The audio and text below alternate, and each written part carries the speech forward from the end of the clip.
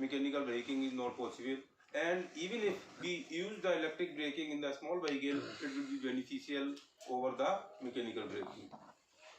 And there are three types of braking: plugging, rheostatic braking, and regenerative braking. Yesterday we described the plugging and rheostatic braking, and while describing the braking, we told this is, say for example, this is our DC motor, and when we give the supply to this, D voltage is applied, and here it is a field winding. So because of this voltage V, here say current IA current flows, resistance is IA, resistance of the armature is RA, so V minus E is equal to IARA. Okay. And because of this current I, because of this current flowing into this I, and the flux is here phi, and the torque produced here is torque is equal to K phi I. Now, and this E is equal to back EMF, and this E is given by K phi omega. This E was equal to K phi omega.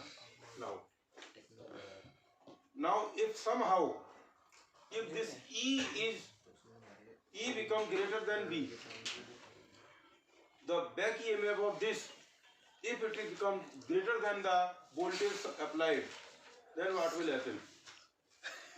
Here you see, if this E is greater than, देखिए, when V, suppose it is a 220 volt, if it is a 220 volt and it is a 200 volt, so 220 minus 200 divided by resistance RA, the I current flows. Now suppose in place of this 200, it becomes 240. Means this E is greater than V. Then what will happen? This IA will be, this E is greater than V, V minus E by RA, and this is more. So what will be the current? Current will be negative. Current will be, if this E is more than this, so current flowing into in this direction, direction of current will be negative. Current will be flowing into this direction. It means current will go to the supply. When current will go to the supply, what is the meaning of it? When current is going to the supply, what is the meaning of this? Current आपका motor में जाने के बजाय motor से back supply में जा रहा है. It means this will give the, in place of consuming of power, this will transfer the power from here to the supply, and from here this power will come. The power आएगी कहाँ से? Current flowing from here to here. It means from here the power will come. The kinetic energy stored into this will be converted into the electrical power, and that will be given feedback, will be given back to the supply. So when energy of this will be taken out, so what will happen then? Speed will go down. Speed will go down, it means the braking will be applied. So it means now how it is possible? How this can happen? This E is greater than, how this back EMF can be greater than this V voltage? कैसे हो सकता है ये?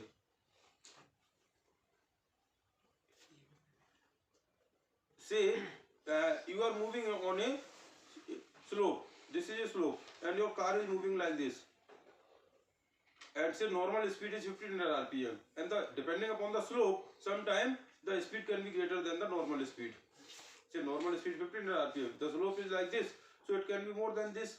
If on the slope this E is equal to K phi omega, V minus E in E place K phi omega by RA is equal to IA. So when the omega is higher, the current, the power will go to back. And when it is going back, it will,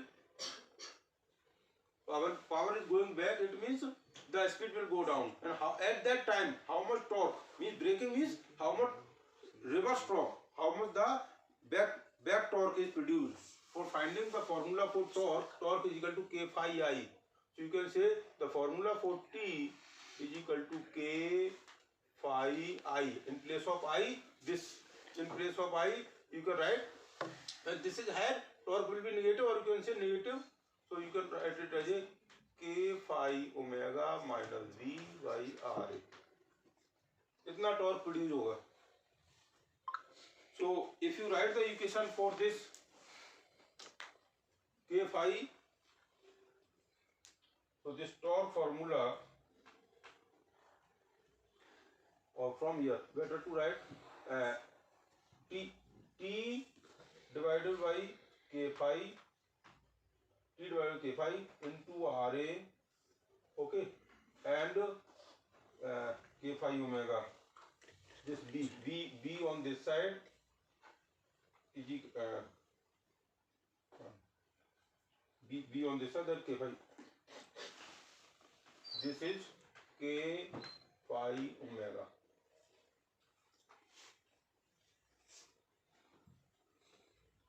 From here again you can write omega,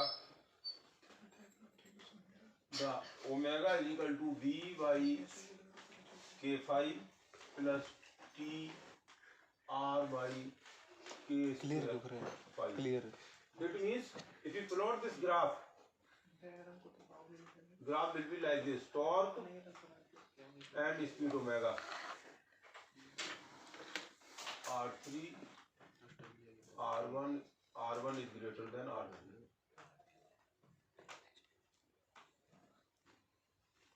It is omega 0, it is torque. So it means if you increase the resistance, here also, if you increase the resistance, the omega will increase. If the omega will increase, it means it will give energy back to the supply. And what can be other method? What can be other method? देखिए इसकी speed, we want this supply, this should go back. If you increase here, suppose if you increase the field current, अगर आप इसको field current बढ़ा दें, earlier say field current was, if it is a RSH, so what is the field current? Field current IF is equal to V by RSH, and this field current can be increased by field. It is in our hand. If you increase the field current, so what will happen? This phi will increase. When you will increase the phi, here the omega will increase. देखिए, when you increase the phi here, when you increase the phi, E will increase. तो phi increase करने पर आपका E बढ़ गया. phi increase करने पर आपका E बढ़ गया. E बढ़ने से क्या हुआ? एनर्जी इधर दे रहा है, तो ओमेगा कम होगा. तो ओमेगा जैसे जैसे कम होता जाए या फ्लक्स बढ़ाते जाए, तो क्या होगा? ये एनर्जी यहाँ ट्रांसफर होती जाएगी. टॉर्क, इतना टॉर्क डेवलप होता जाएगा. टॉर्क डेवलप होने से आपका ब्रेकिंग लगती जाएगी और एनर्जी आपका इधर ट्रांसफर होता रहेगा. मीन्स आपका there is no wastage of energy, regenerative. That's why its name is regenerative braking. आपकी एनर्जी जो व्हीकल के अंदर था वो रिजनरेट होकर आपको सप्लाई को पहुंच गया. So this is the energy conservation. Energy आपका वेस्ट नहीं हुआ. तो लेकिन इससे हो क्या रहा है? आपकी स्पीड, सपोज करिए ये पहले स्पीड आपकी 100 आरपीएम था, 100 और 100 किलोमीटर पर आवर से आपका ये चल रहा था. तो आपने क्या किया? फ्लक्स बढ़ा दिया, ये बढ़ गया, एनर्जी हो तो 100 की जगह आपका क्या स्पीड हो गई? सपोज 90 हो गई.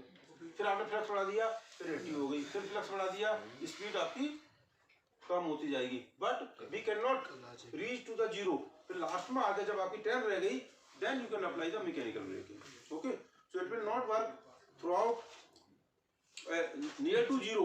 It will not work properly, and that moment of time we can apply the mechanical braking. Okay, so the braking portion is over. So one thing is in the DC motor we describe the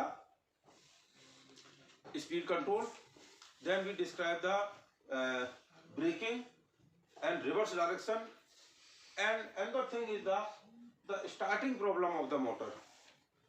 Starting of the, देखिए, how we have seen here the current flowing into the DC motor is V minus E by RA IA.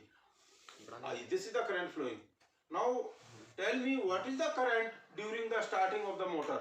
जब आपने DC motor है आपका और आपसे कहते हैं start the motor, उस समय what is E at that time? During the starting, what is the value of E? 0. So when this is 0, otherwise देखिए this is 220, it is 200. So 20 by 1 ohm, 20 ampere current. But in the beginning this is 0. When this is 0, how much current will be there? 220 ampere. 220 ampere. That is not allowed. So in the beginning, very heavy current may flow if you directly make the DC motor on. जैसे ही आपने DC motor on करेंगे तो आपका 10 times current हो गया. So that 10 times current is not allowed.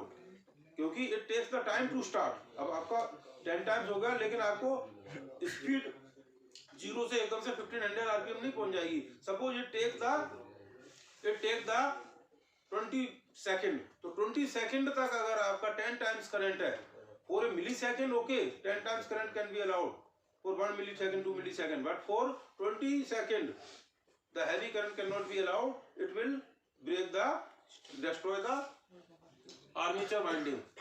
That's why we apply the starting process. Means we should have a provision to reduce this current in the beginning. So what we will do, हम क्या करेंगे starting में क्या करेंगे, suppose करिए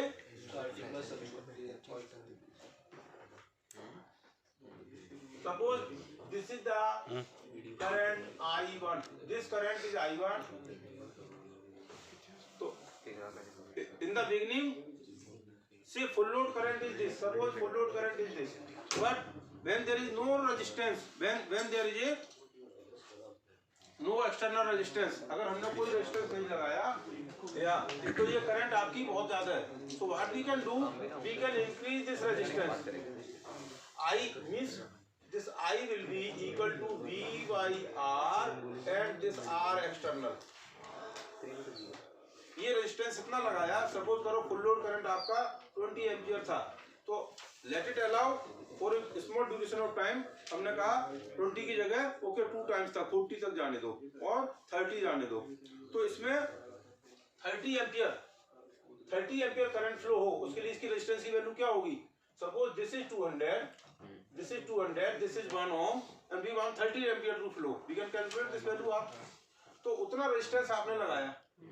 तो जब आप उतना रेजिस्टेंस लगाएंगे तो current suppose this was the 20 ampere और ये हमारा हुआ ये 30 एम्पियर पहुंच गया. जब आपने स्टार्टिंग में रेजिस्टेंस लगा दिया, because we have put the resistance in such a way so current up to 30 ampere is flowing. So when now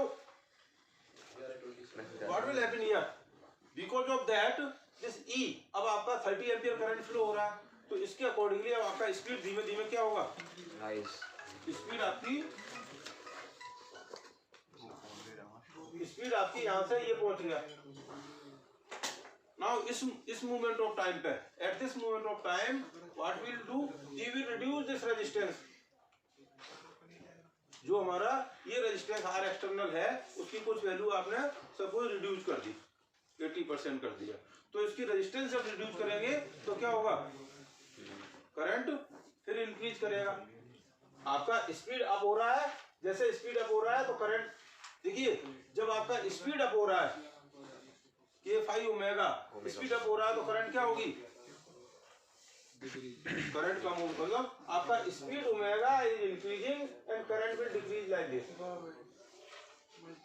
इस इंस्टेंट पे हमने रेजिस्टेंस कम कर दिया, रेजिस्टेंस कम करने पे करंट फिर आपकी ऐसे पहुंच गया और स्पीड फिर आपकी बढ़ते बढ़ते फिर ऐसे पहुंची, फिर आपने रेजिस्टेंस ऐसा. यहाँ पे आपका जब नॉर्मल स्पीड आ गई उस समय आपने you can remove all the resistances. तो आप स्टेप में रेजिस्टेंस, स्टार्टिंग में आपने हैवी रेजिस्टेंस लगाया, फिर रेजिस्टेंस कम करते गए और फाइनली एक्सटर्नल रेजिस्टेंस हटा दिया और स्पीड आपकी फुल पहुंच गई. Okay, this is the method of starting of DC motor. We can not start DC motor directly online, नहीं कर सकते. Now how do we do this, ये कैसे करते हैं. एक तो आपका with the help of the automatic electromagnetic contactor. Another is with this 3-point starter. There are two. One is the 3-point starter, another is the 4-point starter that we are going to explain. Now you see here, this is a DC motor, this is a field winding, and here we give the supply. This is the overloading coil. In the beginning you see, in the beginning the say current is flowing like this. When you connect this, as soon as you connect this switch, this handle you connect here, what will happen? When you connected this handle here, the full voltage applied here will go to the field. ये full voltage आपका field में जा रहा है. Means field winding में आपका full voltage लग रहा है. Full voltage divided by field resistance हमारा इसमें ISH इतना current flow करेगा. Because it is a shunt machine. In the shunt motor, field current is constant. Now, जैसे ही आपने इसको कनेक्ट किया, this whole resistance R1, R2, R3, R4, the whole resistance will connect into series, and finally it will go into the armature. इस armature के series में सारे resistance लग गए.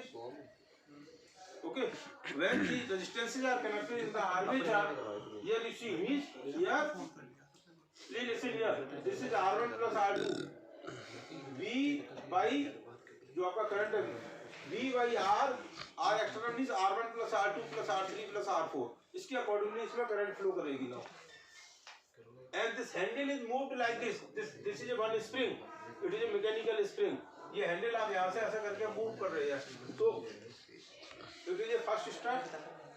From first start to the second, when you move from here to here, now this R1 is removed, only R2, R3, R4 is there. तो आपका R2, after this only R3 and R4 will be there. Finally, when this handle will come to this point, all the resistance has been removed.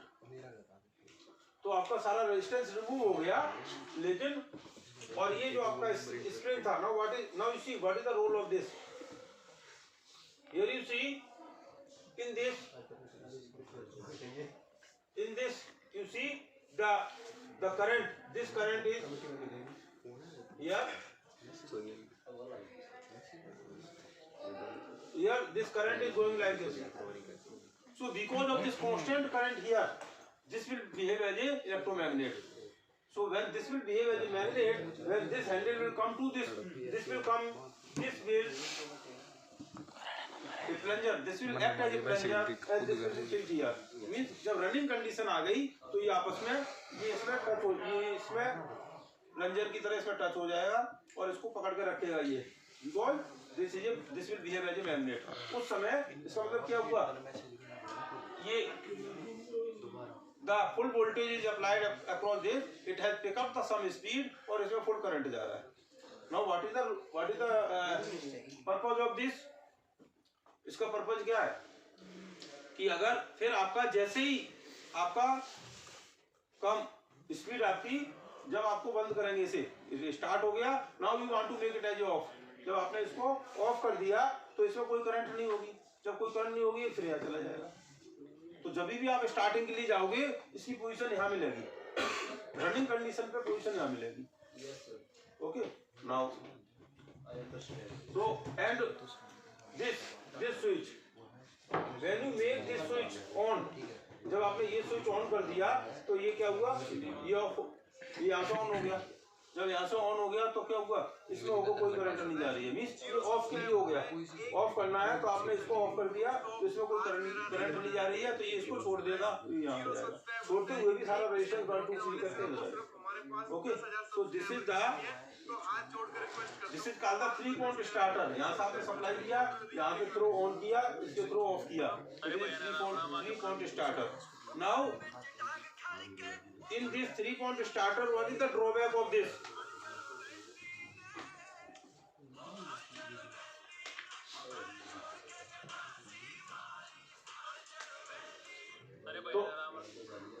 तो हमारे इसका सारा मेरे दोस्त का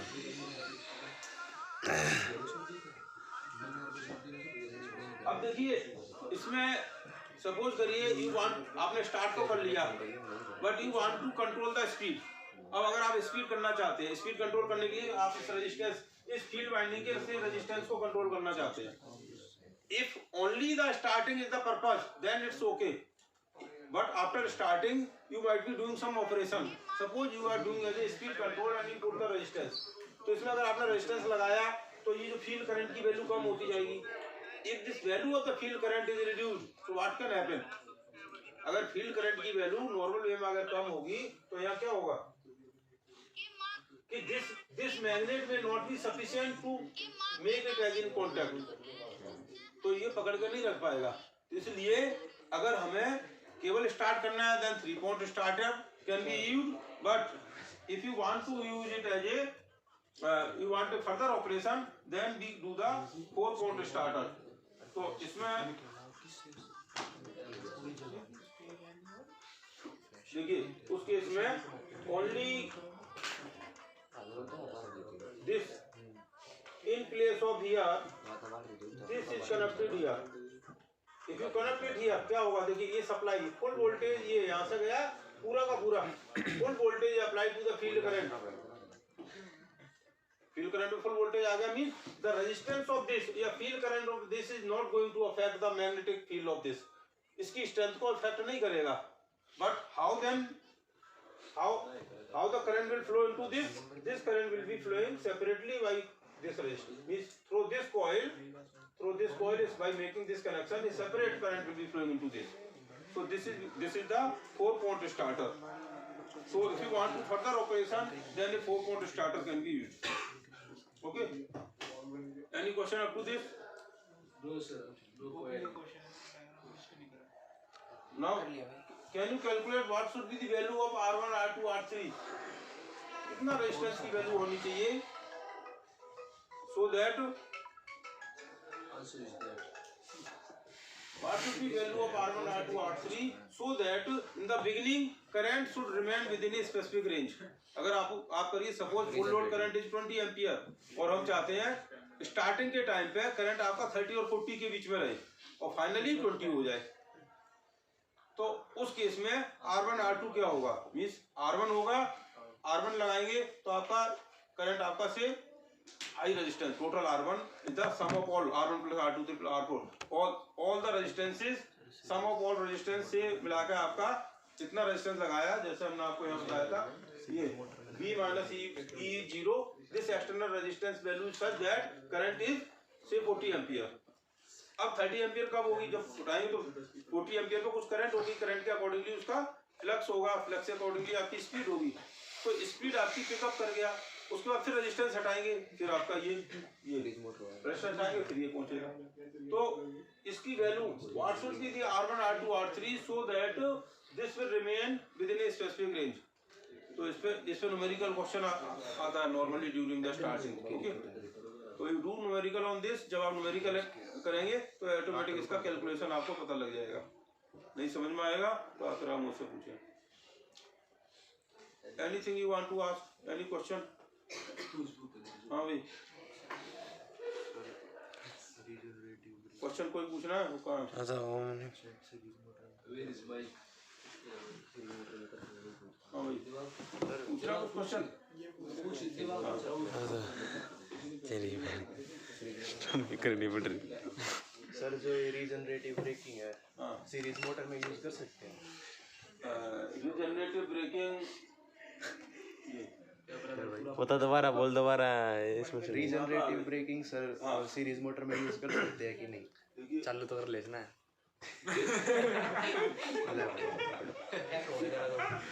देखिए